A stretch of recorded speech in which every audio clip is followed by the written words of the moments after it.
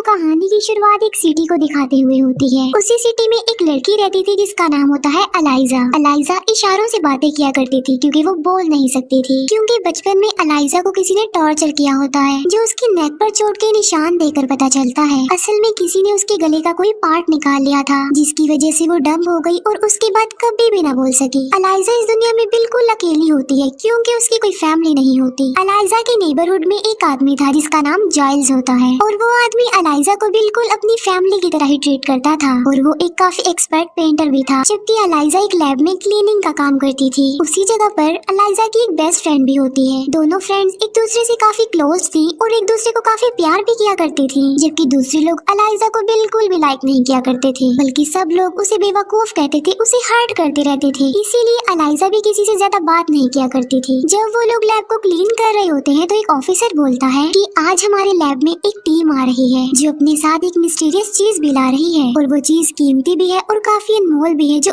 आज तक इस लैब में नहीं आई। और थोड़ी ही देर बाद वो टीम वहाँ पर आ जाती है। उस टीम के पास काफी बड़ा वाटर टैंक था और उसके पानी में कोई चीज होती है। अलाइजा जब उसके करीब जाती है तो वो चीज मूव करने लगती है और आवाज पैदा करना शुरू कर देती है। तभी वहाँ पर एक टीम आ जाती है और उसे एक सेफ रूम में ले जाती है। यहाँ पर अलाइजा और उसकी फ्रेंड कुछ भी नहीं समझ पाती। नेक्स्ट डे जब वो लोग सफाई कर रहे होते हैं तो उसी सेफ रूम से आवाजें आती हैं जहाँ पर वो पानी वाली चीज को रखा गया था। उसी रूम से एक आदमी बाहर आता है जो कर्नल था और वो काफी सेल्फिश था और वो कर्नल इस पूरे प्रोजेक्ट का लीडर होता है। कर्नल के हाथ से खून आ रहा था और उसे इतनी पेन होती है कि वो घुटनों के बल बैठ जाता है। तभी वहाँ पर एक टीम आती है जो कर्नल को अपने साथ ले जाती है। फिर अलाइजा और उसकी फ्रेंड को कहा जाता है कि उस रूम को क्लीन किया जाए। उस रूम में जब ये जाते हैं तो वहाँ पर खून पड़ा होता है और किसी की तो कटी हुई उंगलियां भी पड़ी होती है और ये कटी हुई उंगलियां उस कर्नल की थी जिसे शायद उस चीज ने मारा होगा जिसको यहाँ पर लाया गया। अलाइजा उन उंगलियों को एक पैकेट में रख देती है जबकि अलाइजा की फ्रेंड किसी को बुलाने चली जाती है। तभी अलाइजा देखती है कि वहाँ पर एक काफी बड़ा वाटर टैंक है जो कि ग्लास से बना हुआ है और जब वो उसके करीब आती है तो वहाँ पर एक अजीब सा क्रिएचर होता है जिसके इंसानों की तरह ही 2 हाथ और 2 पाँव थे। अलाइजा ग्लास पर हाथ रखती है और वो क्रिएचर भी वहीं पर हाथ रख देता है अपना। तभी वहाँ पर अलाइजा की फ्रेंड और एक आदमी आ जाता है और वो क्रिएचर पानी में पीछे हट जाता है। अलाइजा को पता चल चुका था कि आखिर उस लैब में वो क्या चीज है, इसीलिए नेक्स्ट डे वो लंच टाइम पर उसी जगह पर जाती है। वहाँ पर एक काफी बड़ा पूल होता है और वो क्रिएचर उस पानी के अंदर था। अलाइजा पूल की वॉल पर बैठ जाती है और वो अपने साथ एक अंडा भी लाई होती है। वो उस अंडे पर स्पून मारती है और आवाज पैदा करती है। वो आवाज सुनकर क्रिएचर पानी से बाहर आ जाता है। ये देखकर अलाइजा अंडे का छिलका रिमूव करती है और वो अंडा वो उस क्रिएचर को अपने हाथ से देना चाहती थी, लेकिन वो क्रिएचर अलाइजा से डर रहा होता है। इसी वजह से वो अलाइजा से अंडा नहीं लेता। तब अलाइजा उस अंडे को वॉल पर रख देती है और वो क्रिएचर अंडे को लेकर पानी में चला जाता है और इसके बाद अलाइजा भी वहाँ से बाहर चली जाती है। फिर अलाइजा और उसकी फ्रेंड को वो सेल्फिश कर्नल बुलवाता है और ये वही कर्नल होता है जिसकी उंगलियां उस क्रिएचर ने काट दी थी। वो उनसे कहता है कि तुम्हारी ड्यूटी सिर्फ उस लैब को क्लीन करना है और लैब को क्लीन करने के बाद तुम लोग वहाँ पर नहीं रुकोगे क्योंकि वहाँ पर जो क्रिएचर है वो काफी बुरा भी है और काफी गंदा भी है और उसे हम काफी गंदे कीचड़ से उठाकर यहाँ पर लाए हैं और पूरे रास्ते हम एक दूसरे के दुश्मन ही बने रहे, इसीलिए तुम लोग भी उस क्रिएचर से दूर ही रहोगे। मगर अलाइजा उसकी बात नहीं मानती। वो अगले दिन फिर लंच टाइम पर वहाँ जाती है और आज वो अपने साथ एक म्यूजिक सिस्टम भी लाई थी आवाज पैदा करने के लिए। वो म्यूजिक प्ले कर देती है, साथ साथ आज भी वो दीवार पर एक अंडा रख देती है। ऐसा कर लेने के बाद वो खुद भी अपना लंच लेती है। वो क्रिएचर पानी से बाहर आता है और वो भी म्यूजिक सुनने लगता है। अलाइजा ने उसके लिए जो अंडा रखा होता है वो उसे भी खा लेता है। असल में वो दोनों एक दूसरे से इशारों में बातें करने लगे थे और वक्त के साथ साथ ये सिलसिला बढ़ता जाता है और फिर वो दोनों दोस्त बन जाते हैं। अलाइजा उसकी फ्रेंडशिप से काफी खुश होती है क्योंकि वो इस दुनिया में बिल्कुल अकेली थी और 2 लोगों के अलावा उसका इस दुनिया में कोई भी नहीं था, एक उसका नेबर जाइल्स और एक उसकी फ्रेंड। और वो इस बात से खुश होती है कि अब उसे उसका तीसरा दोस्त भी मिल गया है। अलाइजा को इस बात से कोई फर्क नहीं पड़ता कि उसका ये तीसरा दोस्त क्रीपी है और एक क्रिएचर है, बल्कि वो तो उसे अपना दोस्त बनाकर काफी खुश होती है।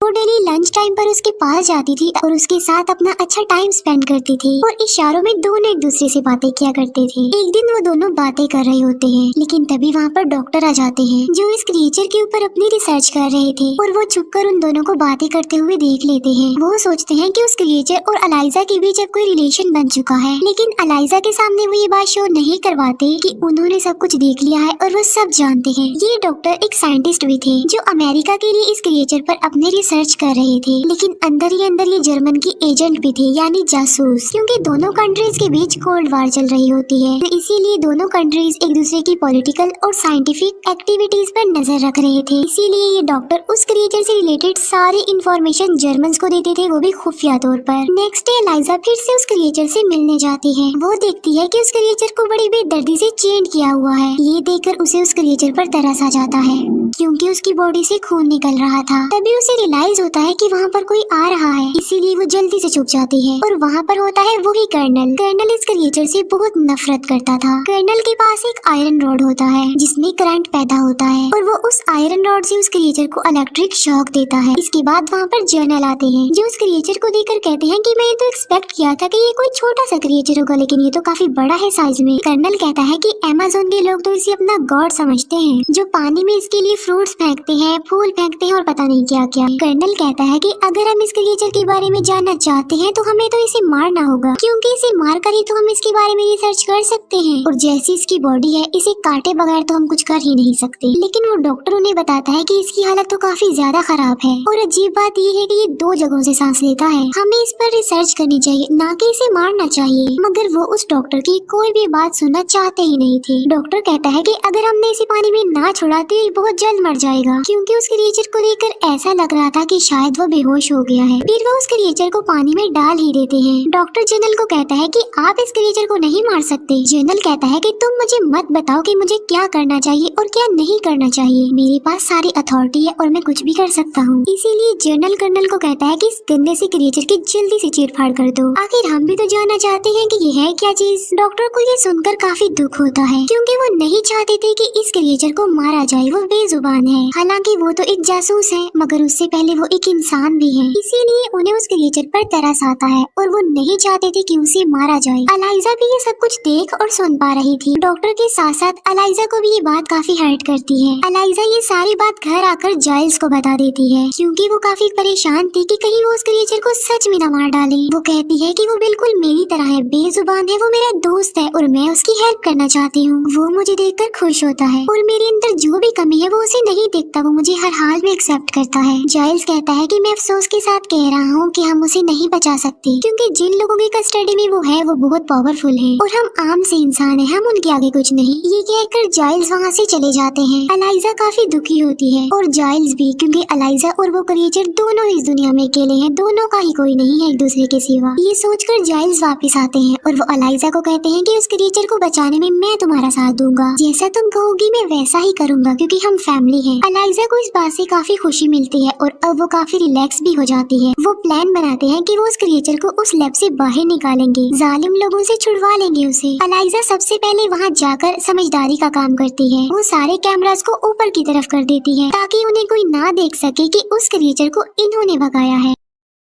फिर वो एक कार्ट में बहुत सारे टॉवल्स रख देती है। फिर वो उस क्रिएचर के पास जाती है, मगर उसे तो चेंज किया हुआ था और इन चेन्स को खोलना तो इम्पॉसिबल था। तभी वहाँ पर वो डॉक्टर आ जाते हैं और एलाइजा उन्हें देखकर घबरा जाती है, लेकिन डॉक्टर तो खुद ये चाहते थे कि वो क्रिएचर जिंदा रहे, इसीलिए वो उन लॉक्स की चाबी एलाइजा को देता है। एलाइजा उस क्रिएचर के लॉक्स खोल देती है। ये क्रिएचर फीलिंग्स को समझता था और काफी इंटेलिजेंट भी था। एलाइजा उस क्रिएचर को उस कार्ट में रखती है और टनल के जरिए वहाँ से बाहर आने लगती है। एलाइजा की फ्रेंड को पता चल जाता है कि एलाइजा किस मिशन में है, इसीलिए वो कार्ट के आगे आकर खड़ी हो जाती है और एलाइजा को कहती है कि तुम ऐसा नहीं करोगी। लेकिन एलाइजा उसे समझाने की कोशिश करती है कि अगर हमने इसको यहाँ पर छोड़ दिया तो ये जालिम लोग इसे मार डालेंगे। ये सुनकर एलाइजा की फ्रेंड भी उसका साथ देने पर एग्री हो जाती है और वो आगे बढ़ना शुरू कर देते हैं। बाहर जाइल्स अंदर आने की कोशिश कर रहे होते हैं, लेकिन गार्ड उन्हें अंदर जाने नहीं देता। गार्ड को लग रहा था कि उनका कार्ड फेक है, लेकिन डॉक्टर यहाँ पर भी उनकी हेल्प करते हैं। वो उस गार्ड को बेहोश कर देते हैं और आखिरकार ये लोग उस क्रिएचर को वहाँ से निकालने में कामयाब हो जाते हैं। लेकिन यहाँ पर कर्नल को शक हो जाता है कि गेट पर जरूर कुछ न कुछ हो रहा है, लेकिन जब वो गेट पर आता है तो वो सब वहाँ से जा चुके थे। एलाइजा उसे अपने घर ले आती है और उसे बाथ टब में रखती है, क्योंकि उस क्रिएचर की जिंदगी पानी है और वो पानी के बगैर सरवाइव नहीं कर सकता। एलाइजा उस क्रिएचर को अपने दोस्त को पाकर काफी खुश होती है। वो डिसाइड करती है कि वो 10 तारीख को उस क्रिएचर को रिवर में छोड़ आएगी, क्योंकि बारिश होने के चांसेस थे। बारिश की वजह से ये क्रिएचर अपने अपनी मंजिल अपने समंदर तक चला जाएगा। नेक्स्ट डे एलाइजा काम पर जाती है ताकि किसी को ये शक ना हो कि उस क्रिएचर को एलाइजा ने भगा दिया है। घर में जाइल्स उस क्रिएचर के पास होते हैं और उसका ख्याल रख रहे होते हैं, लेकिन इसी दौरान उनकी आंख लग जाती है। क्रिएचर अपने बाथटब से बाहर आ जाता है। वो क्रिएचर उनकी बिल्ली को मार डालता है। जाइल्स देखता है कि वो क्रिएचर उनकी बिल्ली को खा रहा है। जाइल्स उसे ऐसा करने से मना करते हैं, लेकिन वो वहाँ से भाग जाता है, लेकिन वो जाइल्स के हाथ को इंजर्ड कर देता है। एलाइजा जब घर वापस आती है तो वो देखती है कि वो क्रिएचर वहाँ पर नहीं है। जाइल्स कहते हैं कि वो डर गया था, उसका कोई भी कसूर नहीं है, जाओ और उसे वापस ले आओ। एलाइजा ऐसा ही करती है। वो बाहर जाकर कहीं से उसे ढूंढकर घर पर ले आती है दोबारा। अब क्योंकि वो क्रिएचर फीलिंग्स रखता था तो घर आकर उसे अपने की पर शर्मिंदगी होती है। वो जाइल्स के सर पर हाथ रखता है और इशारों से जाइल्स को कहता है कि तुम भी मेरे सर पर हाथ रखो। जाइल्स ऐसा ही करते हैं, वो भी उसके सर पर हाथ रख लेते हैं। नेक्स्ट डे जाइल्स देखते हैं कि उनकी चोट बिल्कुल ठीक हो गई है और जाइल्स इस बात से काफी खुश हो जाते हैं कि उनके सर पर अब बाल भी आ गए हैं। वक्त के साथ साथ एलाइजा और उस क्रिएचर की दोस्ती प्यार में बदल जाती है। वो दोनों एक दूसरे से बहुत प्यार करने लगे थे। ये दोनों एक दूसरे से काफी क्लोज थे, एक दूसरे के काफी करीब आ चुके थे। फिर हम देखते हैं कि लैब में जनरल कर्नल को वार्न करता है कि अगर तुमने उस क्रिएचर को ना ढूंढा तो तुम्हारी प्रोफेशनल और पर्सनल लाइफ दोनों डिस्ट्रॉय हो जाएंगी। ये बात सोचकर कर्नल काफी परेशान हो जाता है। कर्नल को डॉक्टर पे शक होता है कि उसी ने ही क्रिएचर को भगाया होगा, क्योंकि वो जानता था कि डॉक्टर ये नहीं चाहता कि उस क्रिएचर को मारा जाए। इसीलिए वो कर्नल डॉक्टर के घर के पास जाता है।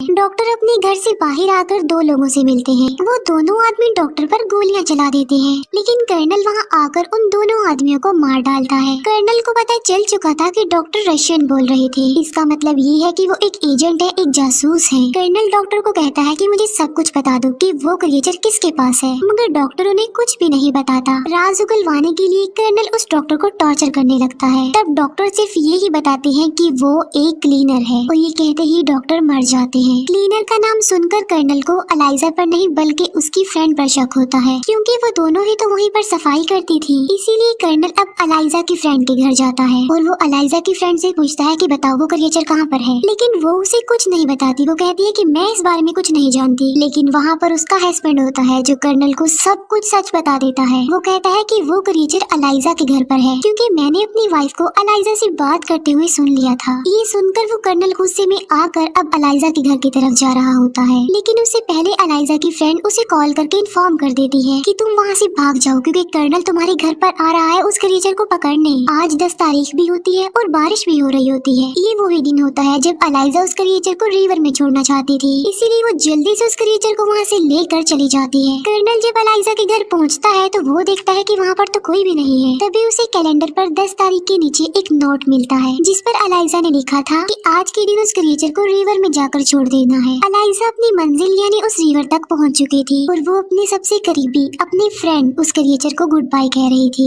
इस बात से वो दोनों ही काफी दुखी होते हैं, क्योंकि उन्हें पता था कि अब के बाद वो दोबारा जिंदगी में कभी भी नहीं मिल पाएंगे। लेकिन अगर ये क्रिएचर पानी में समंदर में ना गया तो इसने तो वैसे ही मर जाना है। इसीलिए वो आगे बढ़ता है, लेकिन तभी वहाँ पर कर्नल पहुँच जाता है और वो एलाइजा और उस क्रिएचर दोनों पर फायरिंग कर देता है, जिसकी वजह से ये दोनों वहीं पर ही गिर जाते हैं। लेकिन वो क्रिएचर दोबारा खड़ा हो जाता है, लेकिन कर्नल के दोबारा बुलेट्स भरने से पहले वो क्रिएचर उनके पास चला जाता है। कर्नल देखता है कि उसे गोलियां लगी हैं, मगर फिर भी वो नहीं मरा। फिर वो क्रिएचर कर्नल को मार डालता है। फिर वो एलाइजा को गोद में उठाता है और समंदर की बहुत ज्यादा गहराई में ले जाता है और एलाइजा की गर्दन पर जो बचपन के चोट के निशान थे वो वहाँ पर हाथ लगाता है। वो निशान अब गिल्स बन जाते हैं, जिससे कोई भी पानी में सांस ले सकता है और अब एलाइजा भी पानी में सांस ले पा रही थी। और फिर एलाइजा भी जिंदा हो जाती है, जो कि गोलियों से मर चुकी थी। असल में ये क्रिएचर बहुत सारी पावर्स का मालिक था और इन पावर्स की वजह से ही एलाइजा बच गई। ये दोनों एक दूसरे को गले लग जाते हैं और ये क्रिएचर एलाइजा को पानी में एक नई जिंदगी देता है। दोनों को एक दूसरे का साथ और प्यार मिल जाता है। इसके बाद ये दोनों हमेशा के लिए उस समंदर की गहराई में रह जाते हैं। जाइल्स भी एलाइजा के लिए काफी खुश होता है कि दोनों को एक दूसरे का साथी मिल गया। और बस इसी के साथ ये मूवी यहीं पर एंड हो जाती है। Thank you for watching.